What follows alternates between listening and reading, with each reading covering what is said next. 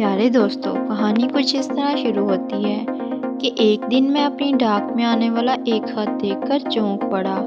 खत पर सिंध के एक दूर दराज गांव की मोहर लगी थी।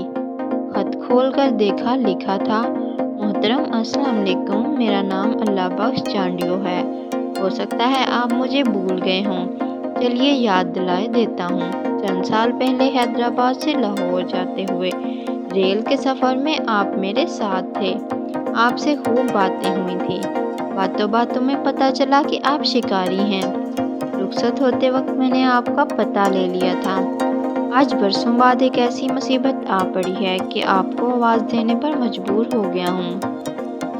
तफसील आप तशरीफ़ लाएंगे तो मुलाकात होने पर अर्ज़ करूँगा। उम्मीद है आप इस नाचीज़ की दरख्वास्त पर ज़रूर तशरीफ़ लाएंगे और मुझे इस मुसीबत से निजात दिलाएंगे। आगे अल्लाह बख्श चांडियो का पूरा पता लिखा था। खत पढ़कर मुझे ट्रेन का वो सफ़र याद आ गया और साथ ही अल्लाह बख्श का मोहब्बत भरा चेहरा निगाहों के सामने घूम गया। मगर ये बात समझ में ना आई कि अल्लाह बख्श को हम शिकारियों से क्या काम पड़ गया है, क्योंकि खत में किसी जानवर या जंगल का जिक्र नहीं था। खैर, मैंने वो खत अपने दोस्तों को दिखाया तो वो कहने लगे, सिंध से हमारे एक भाई ने हमें अपनी मदद के लिए बुलाया है। कुछ भी हो, हमें वहाँ ज़रूर जाना चाहिए। चुनांचे सिंध जाने के लिए तैयारी में मसरूफ़ हो गए। कुछ ज़रूरी काम निपटाने में हमें 2 दिन लग गए। तीसरे दिन हम अपने मुख्तलिफ सामान के साथ रवानगी के लिए गाड़ी में सवार हुए। अल्लाह बख्श को हम अपने आने की इत्तला पहले ही दे चुके थे, इसलिए जैसे ही हम स्टेशन पर पहुंचकर गाड़ी से उतरे, अल्लाह बख्श एक बैलगाड़ी और गाड़ी बान के साथ स्टेशन से बाहर हमारा मुंतजिर था। अल्लाह बख्श बड़ी मोहब्बत से हमसे गले मिला।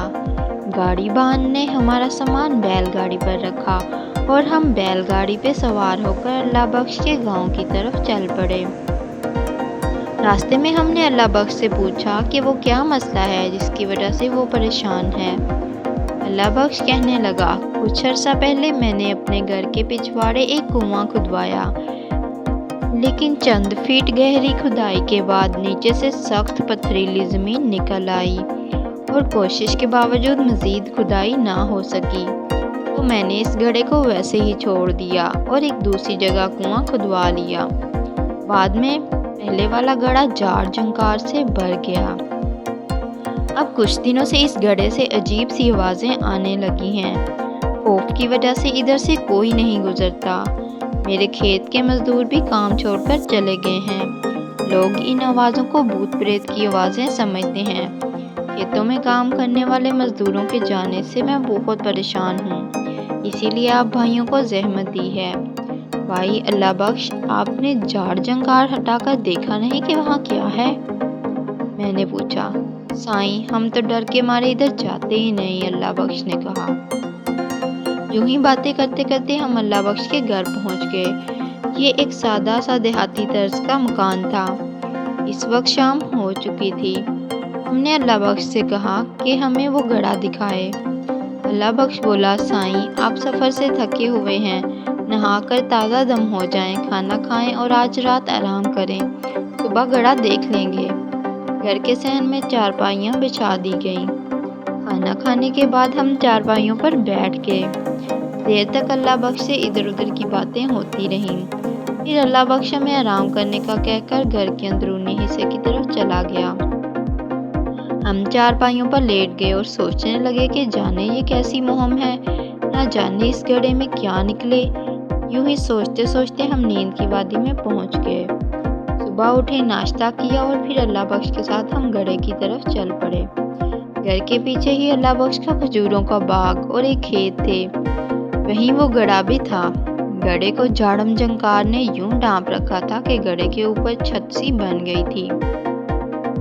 अल्लाह बख्श ने हमारी मदद के लिए गांव से कुछ लोगों को बुला लिया था, जो लाठियां और कुल्हाड़ियां लिए एक तरफ खड़े थे। हमारे कहने पर कुछ जवान गड्ढे के ऊपर से झाड़ियां हटाने लगे।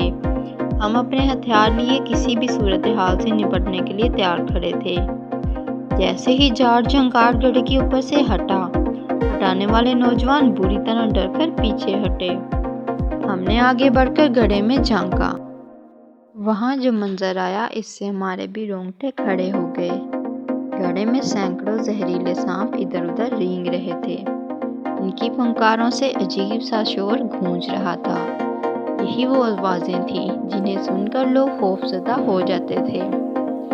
दरअसल इस गड्ढे को इर्द गिर्द के इलाके के सांपों ने अपना मस्कन बना लिया था। दिन को वो गड्ढे में छुपे रहते थे और रात को अंधेरा होने पर अपने शिकार को निकलते थे।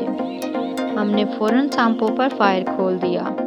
गोलियों की तड़तड़ाहट और सांपों की फनकारों से कान पड़ी आवाज ना सुनाई देती थी। हम सांपों की खोपड़ियों को निशाना बना रहे थे।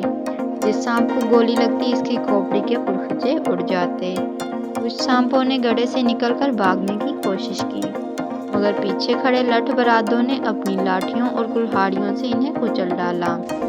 आधे घंटे की इस जंग में सैकड़ों सांप मारे गए। हमने आखिरी सांप के मरने तक फायरिंग जारी रखी। जब तमाम सांपों का खात्मा हो गया तो मजदूरों ने गड्ढे को मिट्टी से भर दिया।